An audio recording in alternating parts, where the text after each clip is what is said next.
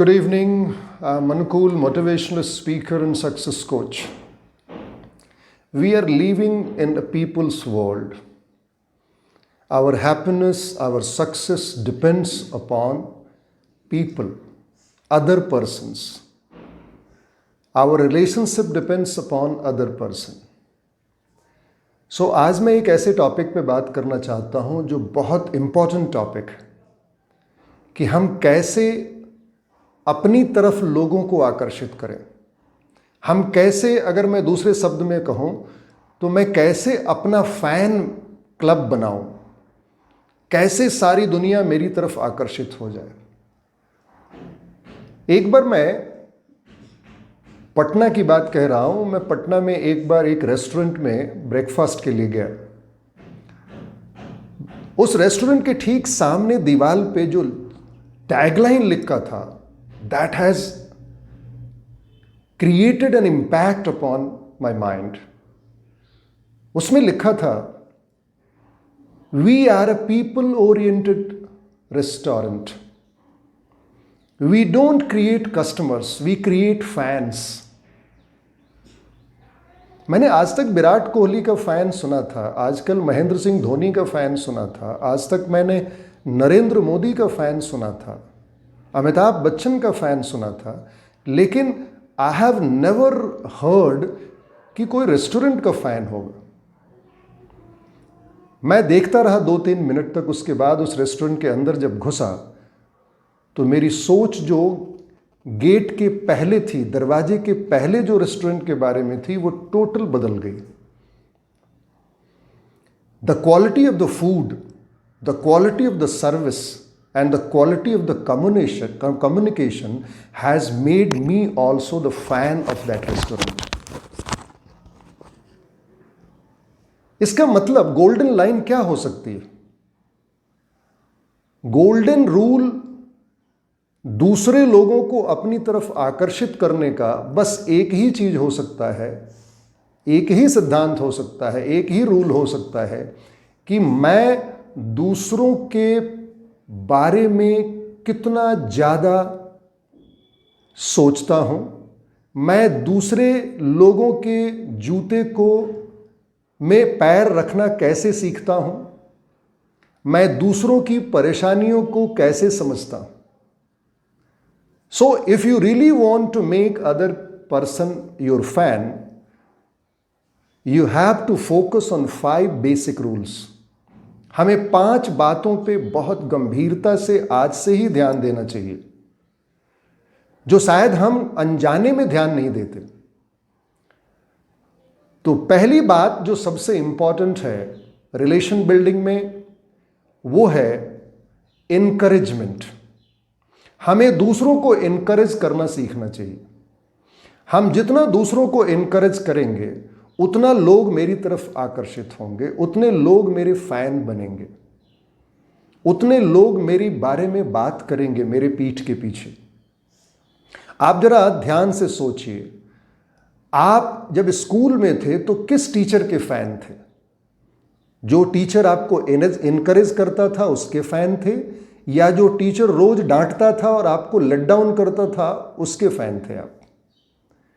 आप घर में किसके फैन थे? उस भाई के फैन थे जो आपको इनकरेज करता था, मोटिवेट करता था, या फिर आपके उस भाई से झगड़ा होता था हर बात पे, आप उसके फैन थे? तो जिंदगी में भी अगर मुझे बाहर के लोगों को अपनी तरफ आकर्षित कराना है तो हमें लोगों को इनकरेज करना सीखना पड़ेगा, जो आज की दुनिया में कम होता हुआ दिख रहा है। मैं एक काउंसलर हूं और ट्रेनर हूं, तो मेरे पास एक माँ अपने बेटे को लेके आई। मैं किसी स्कूल में था बिहार में ही, और वो माँ बहुत परेशान थी अपने बड़े बेटा, उसका बेटा शायद 11th-12th में पढ़ता था, बिजनेसमैन का बच्चा था। माँ ने कहा आते ही मुझे कि सर, इन बाप बेटों में पटता नहीं है। बेटा बाप को नहीं देखना चाहता, बाप बेटे को नहीं देखना चाहता। मैं चाहती हूं कि ये जो बेटा 11th क्लास में है वो अपने बाप का बिजनेस संभाले, लेकिन ये उस बिजनेस में पैर रखना नहीं चाहता। मैंने कहा ओके ठीक है, मैं बात करता हूं। मैंने उस बच्चे से बात करना शुरू किया तो उस बच्चे ने सीधा रिप्लाई दिया मुझे कि सर, मैं अपने बाप के, अपने पिता के, अपने फादर के बिजनेस को नहीं संभालूंगा, क्योंकि वो मेरे से ठीक से बात ही नहीं करते बचपन से। वो हर बात पे मुझे डांटते रहते हैं, हर बात पे मुझे डिस्करेज करते हैं। मैंने कहा कोई एग्जाम्पल बताओ। उसने कहा कि हम बचपन से एक खेल खेलते थे, आप छोटे बच्चा था मैं, और उस समय एक खेल खेलते थे, वो बॉल मुझे देते थे कैच करने के लिए, और 10 में जितना ज़्यादा नंबर आएगा, 10 बॉल फेंकेंगे और 10 में अगर मैं 10 कैच करूंगा तो मुझे कुछ मिलना होता था, चॉकलेट, कोई इनाम मिलना होता था। My father has not encourage me to catch all the 10 balls. 8 ball catch कर लिया, वो 9th बॉल को कुछ इस तरह से फेंकते थे कि मैं कैच नहीं कर पाऊं, किसी तरह से वो गिफ्ट मुझे नहीं मिले, और ये उनकी हैबिट अभी तक बनी हुई है। इसलिए he has not encouraged me to win the game of life, so how can I join his business? I will fail in that business too, because my father will not help me. He will not encourage me. See the story. ये करीब करीब उस बच्चे की कहानी नहीं है, उस बाप की कहानी नहीं है, करीब करीब हर घर की कहानी है, हर स्कूल की कहानी है। हम इनकरेजमेंट करना नहीं चाहते, और इसका मेन कारण है कि हमें इनकरेजमेंट नहीं मिला है, इसलिए हम बदला लेना चाहते हैं कि भाई मेरे पापा ने तो मुझे कुछ इनकरेज नहीं किया, मेरे पापा, हम अपनी कहानियां सुनाते रहते हैं, and ultimately we don't encourage anybody. तो अगर आप चाहते हैं कि लोग आपकी तरफ देखें, लोग आपकी इज्जत करें, लोग आपके फैन बने, तो हमें पहला काम करना चाहिए, हमें इनकरेज करना चाहिए। दूसरी चीज जो सबसे इंपॉर्टेंट है अपना फैन बनाने के लिए, दूसरों को अपनी तरफ आकर्षित करने के लिए, वो है सबसे इंपॉर्टेंट कि आप सुने किसी की। Listening is the most important walk, जो यहां कोई किसी की सुनता नहीं। इस पृथ्वी पे सब सुनने का ड्रामा करते हैं, कोई सुनता नहीं ध्यान से। न हस्बैंड की वाइफ सुनता है, न वाइफ की हस्बैंड सुनता है, न बाप का बेटा सुनता है, न बेटे का बाप सुनता है, न टीचर का प्रिंसिपल सुनता है, न प्रिंसिपल का टीचर सुनता है। पूरा कम्युनिकेशन प्रॉब्लम है, हियरिंग प्रॉब्लम है, सब अंधे और बहरे हो चुके हैं। तो फिर जो सुनेगा, जो अटेंटिवली सुनेगा, उसके लोग फैन हो जाएंगे। इसीलिए मैनेजमेंट में सबसे इंपॉर्टेंट है सुनना। अगर मैं किसी कंपनी का मैनेजर हूं तो मुझे सुनने की आदत डालनी पड़ेगी। मैं जितना ऊपर उठता जाऊंगा उतना मुझे सुनने की आदत डालनी पड़ेगी, अगर मुझे जीतना है तो लोगों का दिल। तो सबसे इंपॉर्टेंट सुनने की आदत डालना। एक हस्बैंड और वाइफ का कम्युनिकेशन मैं आपको बताना चाहता हूं। हस्बैंड नाश्ते के टेबल पे बैठा हुआ है, सामने टेलीविजन चल रहा है, वाइफ उसकी बोल रही है कि सुनते हो? वैसे भी सारी औरतें अपने हस्बैंड को इसी नाम से बुलाती हैं, अजी सुनते हो? उसने कहा हूं। वाइफ ने कहा वो जो पानी का नल है ना, वो फट गया है, बेसमेंट पूरा का पूरा भर गया है पानी से, प्लम्बर नहीं आया आज। हस्बैंड ने जवाब दिया व्हाट अ शॉट। उसका ध्यान उस बात पे नहीं था कि प्लम्बर आया या नहीं, उसका ध्यान क्रिकेट की कमेंट्री और स्पोर्ट्स की लाइव टेलीकास्ट चल रही थी, और वो विराट कोहली की सेंचुरी में बिजी था। So this is the communication we usually do in our day to day life. कोई कुछ बोल रहा है, हमारा ध्यान कहीं और है। सो हम इस तरीके से किसी को अपना फैन नहीं बना सकते। हमें सीरियसली, हमें सिंसियरली, हमें सामने वाले की जब बात कर रही हो सुनना होगा। चाहे मैं अपनी वाइफ से बात कर रहा हूँ, चाहे मैं अपने बच्चे से बात कर रहा हूँ, चाहे मैं अपने कस्टमर से बात कर रहा हूँ, हमें आई कांटेक्ट होना चाहिए, और हमारा चेहरा, हमारा भाव, हमारा सब कुछ उसके साथ जुड़ा होना चाहिए। तब हम कुछ इम्पैक्ट क्रिएट कर सकते हैं सामने वाले पे। तीसरी चीज जो सबसे इंपॉर्टेंट चीज है, एप्रिसिएशन। हम एप्रिशिएट भी नहीं करते किसी को, वी डोंट एप्रिशिएट। और एप्रिशिएशन लाइफ का सबसे इंपॉर्टेंट इमोशनल फीलिंग है। हर आदमी एक दूसरे की एप्रिशिएशन से खुश होता है। आप अगर किसी लड़की को जरा बोल के देखें कि तुम बहुत सुंदर लग रही हो, आप देखें उसके चेहरे पे भाव, और आप उसी लड़की को बोल के देखें तुम तो एकदम बेकार लग रही हो, उस पर ध्यान मत दें, आप देखें उसकी फीलिंग क्या होती है और आपके प्रति उसका भाव क्या होता है। आप वैसे ही अपने घर में देखें किसी को अप्रिशिएट करके, अरे वेरी गुड बॉय, उसका जरा आई कांटेक्ट देखें, उसके अंदर का भाव देखें, और आप उस बच्चे के ऊपर कोई रिएक्शन नहीं दें, आप उस बच्चे से कोई बात नहीं करें, एंड देन यू सी कि what type of reaction and response he gives to you. So हमें अप्रिशिएशन करना सीखना पड़ेगा। द मोर वी अप्रिशिएट, हमें अप्रिसिएशन का मौका ढूंढना चाहिए। कोई आदमी परफेक्ट नहीं है, हर आदमी से गलती होती है, लेकिन हमें अप्रिशिएशन करने की आदत डालनी पड़ेगी। चाहे हम प्रोफेशनल हों, चाहे हम एक फादर हों या मदर हों, सब लोगों को आदत डालनी पड़ेगी, तब जाके हम अपना फैन क्लब बना सकते हैं। चौथी चीज, फॉरगिवनेस, जो सबसे इंपॉर्टेंट पार्ट है ह्यूमन रिलेशंस में। हम माफ करना सीखें। आपको मालूम, डिप्रेशन का सबसे बड़ा कारण है अनरिजॉल्व्ड कॉन्फ्लिक्ट और नॉट फॉरगिविंग समबडी।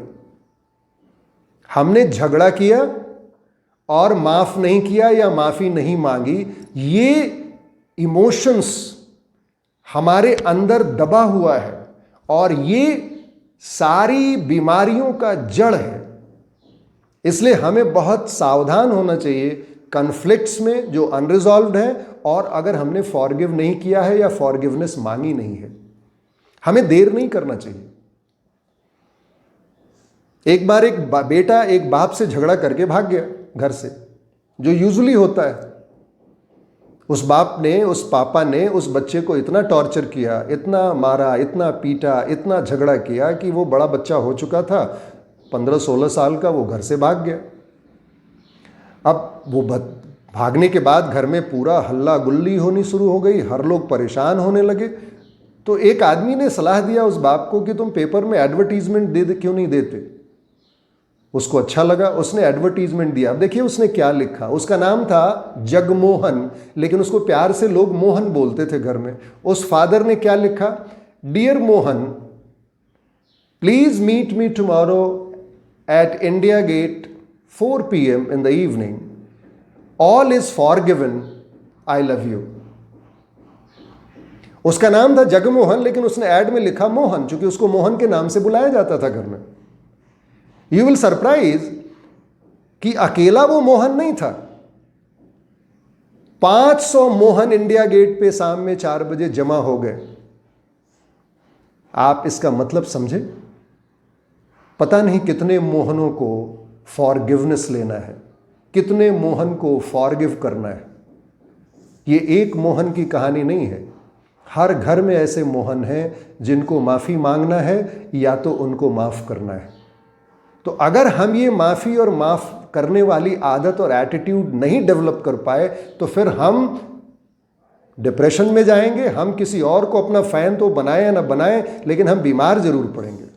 इसलिए मैं आपसे हाथ जोड़ के विनती करता हूं कि we should think on that.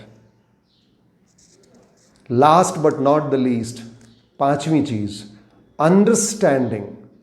हमें एक दूसरे को समझना पड़ेगा, और इस अंडरस्टैंडिंग के लिए हमारी कम्युनिकेशन बहुत अच्छी होनी चाहिए। हम क्लियरली कुछ बात करना सीखें, हम आधा छुपाएं और आधा बोले नहीं। हम जो भी बात करना है असर्टिव बात करना सीखें कि लोग समझ पाएं, और हम जब कोई सामने वाला बोल रहा हो तो उसको ध्यान से सुने, कि सुनने से ही अंडरस्टैंडिंग होती है। अगर हमने सुना नहीं है तो हम अंडरस्टैंड नहीं कर पाएंगे। हम बहुत जल्दीबाजी में न रहें, जब कोई बोल रहा है तो हमें समय देने की कोशिश करनी चाहिए। तो जब हम समझने लगेंगे एक दूसरे की बात, तो फिर हमारे प्रति लोगों का झुकाव, हमारे प्रति लोगों का प्यार बढ़ेगा। आपको शायद मालूम, 50% डाइवोर्स के केसेस दुनिया में केवल पुअर अंडरस्टैंडिंग के चलते हैं। 60% मैनेजमेंट में जो झगड़े हैं, कंपनियों में जो झगड़े हैं अपने बॉस से या अपने एम्प्लॉयर से, वो केवल पुअर अंडरस्टैंडिंग के चलते हैं। और 80% घरों के जो झगड़े हैं घरों में जो झगड़े हो रहे हैं, स्कूल में, वर्क प्लेस में जो झगड़े हो रहे हैं, वो पुअर अंडरस्टैंडिंग के चलते हैं। बाप बेटे के बीच का जो अंडरस्टैंडिंग है वो 80% पुअर अंडरस्टैंडिंग है। तो अगर हम अंडरस्टैंड करना सीखें, लोगों की भावना को समझना सीखें, तो हम उनको अपना फैन बना सकते हैं। मैं आपको एक सवाल छोड़ के जाता हूं, क्या आपने आज इन 5 इमोशनल फैक्टर्स पे काम किया? क्या आपने किसी को एनकरेज किया आज, या आपने किसी की सुनी? क्या आपने किसी को समझा? क्या आपने किसी को माफ किया या फिर माफी मांगी किसी से? अगर हम ये काम रोज 5 करते हैं तो फिर हम सुपरस्टार बन सकते हैं अपनी लाइफ में और लोगों को अपनी तरफ आकर्षित कर सकते हैं। Thank you for watching this video, and I hope that you like this video, and please subscribe my channel and share with your friends. Thank you. God bless you.